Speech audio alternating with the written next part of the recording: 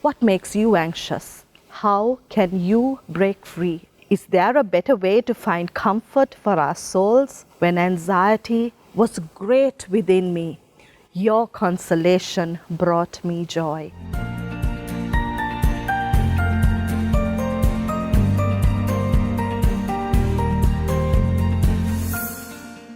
How are you doing today, my friends? Welcome to Reflections.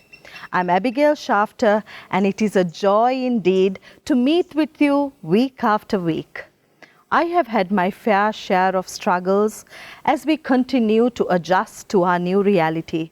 Sometimes it can be a bit overwhelming. I wish I could tell you that I breeze through life. I don't.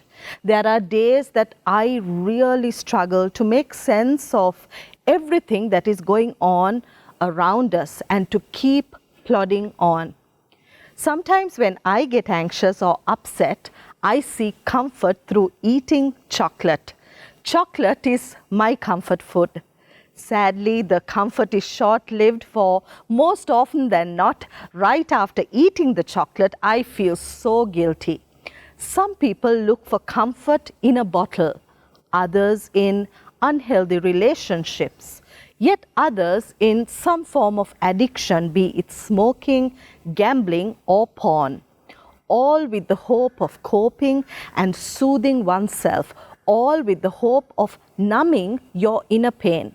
We all seek consolation and comfort. It is a very real need in each of our lives. Sadly, all the fixers above are temporary. They don't satisfy. They leave you feeling empty and guilty. Is there a better way to find comfort for our souls? What can be more inviting than being comforted by God? What greater consolation could we experience? I remember when each of my children were little, they would cry. Cry when they were hungry, cry when they needed to be changed, cry if they wanted attention.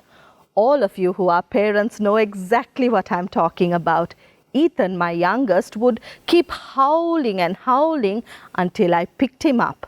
The moment I held him in my arms, he would find comfort. I would soothe him in my arms and then attend to his need. They found comfort in knowing that I was with them. That's the picture I have in my mind when I read this scripture. Psalm 94:19 says this, "When anxiety was great within me, your consolation brought me joy." Just imagine that God longs to hold you and me in His arms. He longs to soothe our pain and bring us lasting comfort. Think about the great God we have the privilege of knowing. He is the Almighty Creator God who is so powerful. Yet, He is also the God who is so personal. He cares about you and your individual problems. His word says He fashioned each of us in our mother's wombs. He knows us by name. He loves us with an everlasting love. He longs to be in relationship with you and me. This morning, think about the fact that this God is offering you and I comfort and consolation. It does not matter what we are struggling with. This season has been very difficult for all of us.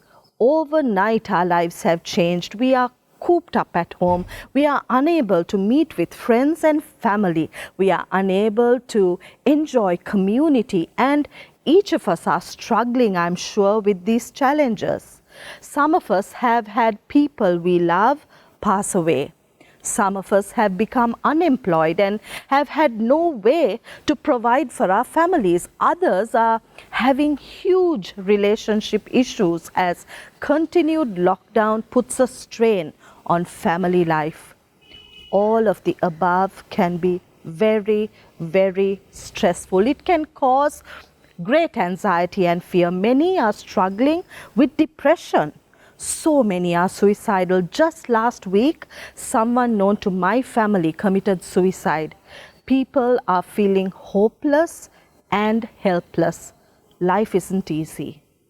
How can you and I find consolation and comfort amidst it all. I believe God is throwing us a lifeline through His word today. He is inviting us to find refuge and safety in Him. When anxiety was great within me, your consolation brought me joy. He wants to console us, to comfort us, to reassure us. Would you reach out? Ask the Lord to fill you with His joy. Let the joy of the Lord be your strength this season. He is more than able. Will you look beyond the circumstances, look beyond the problems, look beyond the anxieties and fear, and tell the Lord, I choose to put my trust in you. In the midst of your anxiety, find the consolation that the Lord offers. God is inviting each of us to come to Him freely. It does not matter what is causing us to be anxious. Each of us will have different struggles.